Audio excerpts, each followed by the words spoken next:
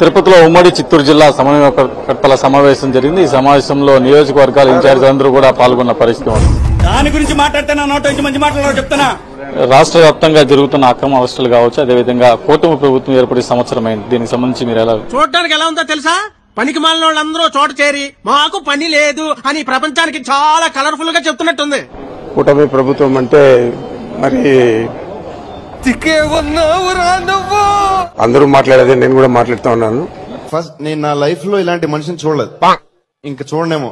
అంటే ఈ మనిషి కాదు, వేరే టైప్ క్యారెక్టర్.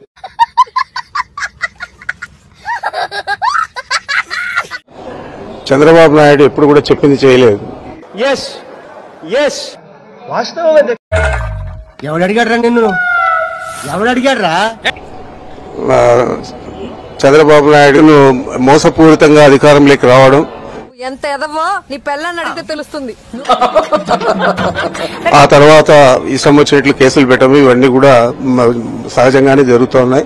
ప్రతి పెళ్లిలో కామన్ గా జరిగేదే కదా. ప్రత్యేకించి ఈరోజు కాకాని గోవర్ధన్ రెడ్డి గారిని అరెస్ట్ చేయడం చాలా దుర్మార్గం. నిజంగా చాలా గొప్ప సిద్ధాంతి. ఈడో గొప్ప యాదాంతి. ఆయన బాగా ప్రజల పక్షాన పోరాడతాడు కాబట్టి అలాంటి వ్యక్తులందరినీ నోరు మూపించాలా అనే ఆలోచనతో అతను చేస్తున్నాడు. కూసేగాడిది వచ్చి మేసేగాడిదని సెడదే అదే సెడగొట్టిందని. ఏ తప్పు చేయకపోయినా కూడా గోవర్ధన్ రెడ్డి గారిని రాజకీయ కక్షతో దుగ్గుతతో అతను అరెస్ట్ చేపించడం చాలా తప్పకుండా దీన్ని నేను పూర్తి స్థాయిలో ఖండిస్తా ఉన్నాను. అదైతే నేను ఖండిస్తానా? అంటే అంటే ఏంటి ఖండిస్తాను అంతే. మీరేం చేస్తున్నారని? మళ్ళీ ఏం చేస్తున్నారంటావు? చెప్పినా కదా ఖండిస్తున్నాం. మాజీ మంత్రి రోజా గారు ఉన్నారు, వాళ్ళని అడిగి మాట్లాడించే ప్రయత్నం చెప్పండి మేడం. ఈ రోజు జరిగిన సమావేశంలో భవిష్యత్ కార్యాచరణ ఏ విధంగా ఉండబోతుంది? నా భవిష్యత్తు ఏంటో తెలియక నేను చేస్తున్నాను. నీకు కావాలి? మరోపక్క రాష్ట్రంలో మాజీ మంత్రి కాకాని గోవర్ధన్ రెడ్డిని అరెస్ట్ చేశారు. దీనికి సంబంధించి ఏ విధంగా అంటే లంగమ్మ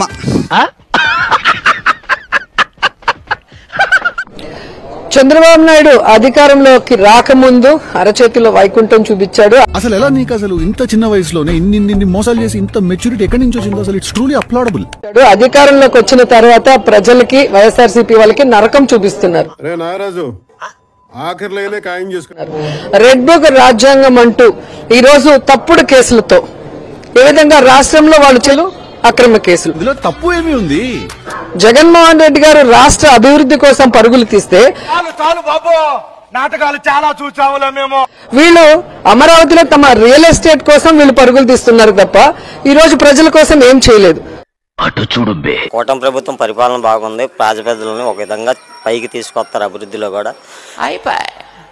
జగన్మోహన్ రెడ్డి గారు 5 సంవత్సరాల్లో 3,33,000 కోట్ల రూపాయలు అప్పులు చేస్తే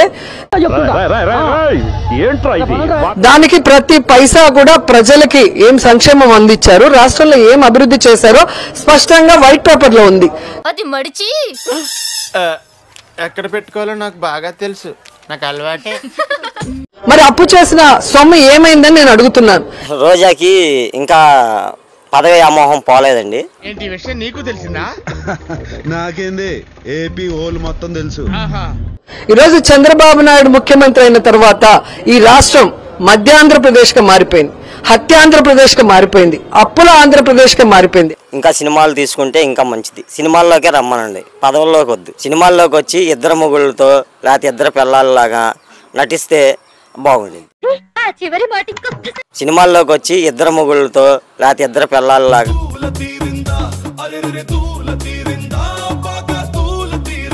కాకాన గోవర్ధన్ రెడ్డి గారి కేసు ఒక్కటే చూడండి. ఆయన మొదటి నుంచి కూడా ప్రజల పక్షాన నిలబడి, అరే నిజం చెప్పురా, నీ ముఖం చూస్తుంటే నాకేదో తేడా కొడుతుంది. అయితే పొట్టి శ్రీరాములు నెల్లూరు జిల్లా వరదాపురంలో ప్రభుత్వ భూమిని ఆక్రమించి క్వార్ట్జ్ ఖనిజాన్ని తవ్వకం చేశారు. ఖతం, బాయ్ బాయ్, టాటా, గుడ్ బాయ్, గయా. చూద్దాంలే. చూడటం కాదండి, మీరు చెయ్యాలంతే. సరే మీరు ట్రై చేస్తారన్నారంటే అది ఓకే అయిపోయిన